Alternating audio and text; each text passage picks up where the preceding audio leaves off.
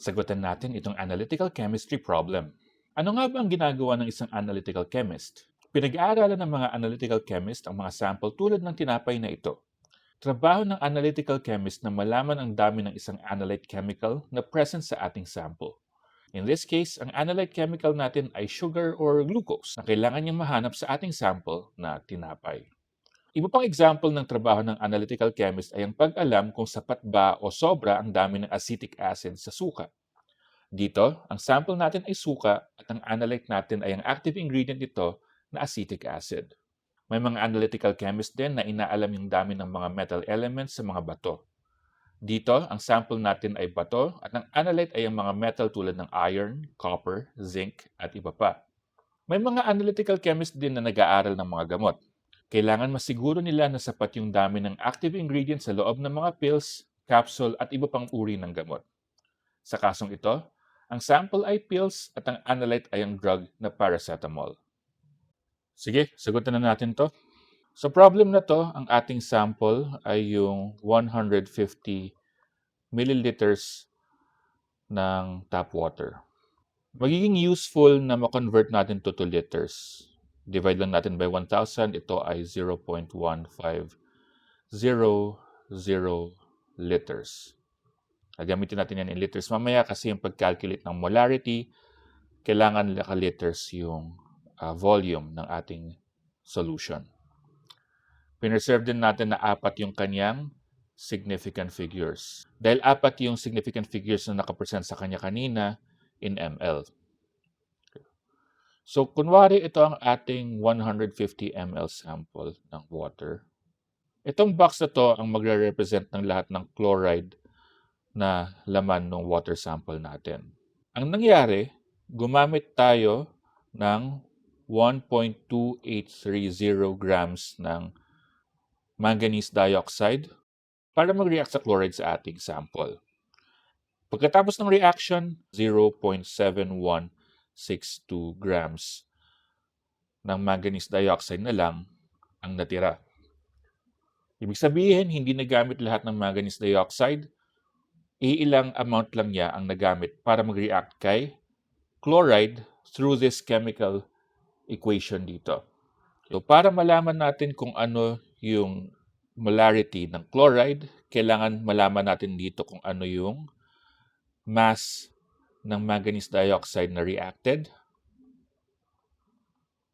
I-convert natin to sa moles ng manganese dioxide.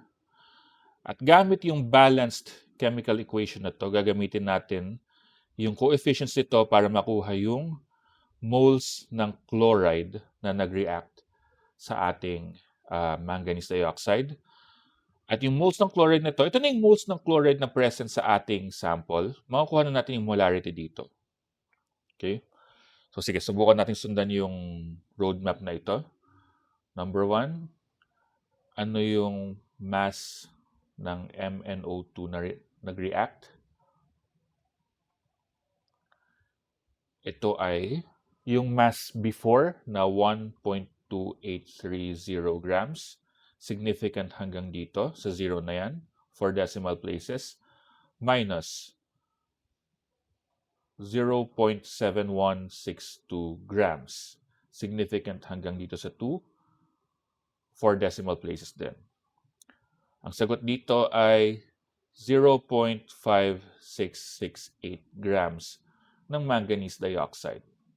Significant din until the 4th decimal place dahil yun ang rule sa subtraction at addition.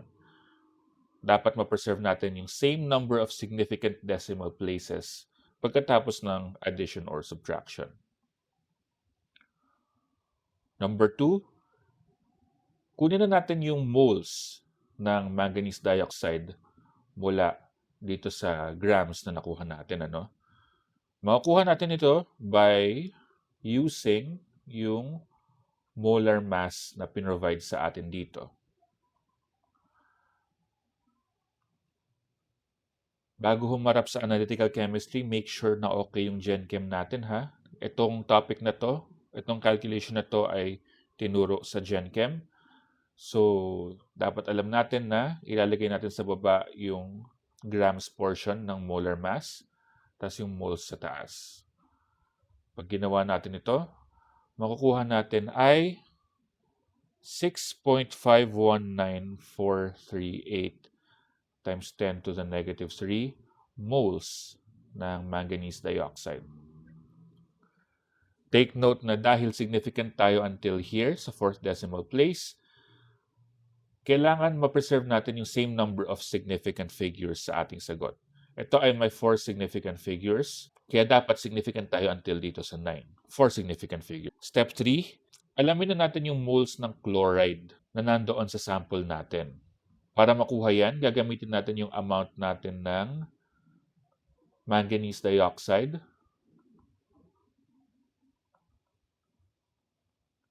Significant until 9. Pag nag-carry over tayo ng calculations mula sa previous step, mahalagang dinadamay pa rin natin yung ibang digits na hindi na-counted sa significance. May epekto pa rin kasi yan sa calculations. Pero we have to take note na significant lang tayo until 9 for significant figures.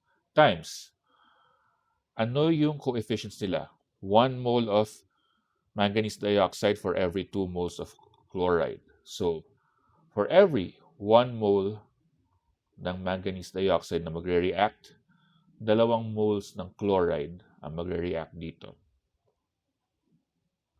Cancel. Ang makukuha natin ay 0.013038877 moles ng chloride. Significant lang until the fourth dito. And huling step, ano yung molarity ng chloride? We will use yung equation na moles ng chloride divided by volume ng solution in liters dapat. Ang moles natin ay 0.013038887 moles. Significant until dito. Divided by yung volume natin na 0.150 liters. Significant until dito. Ang lalabas, 0.0869258 molars. Hanggang saan significant itong sagot natin? Yung numerator natin ay may 4 significant figures. Yung denominator natin, dapat pala 4 din ito, sorry, 0.1500 dahil 4 significant figures yung ginamit natin dito. 4 significant figures din. So, dapat until here ang i-report natin, 4 significant digits. So, the final answer, molarity ay 0.08693 molars or moles per liter. Napansin niyo ba na parang GenChem stoichiometry problem lang yung analytical chemistry problem natin kanina?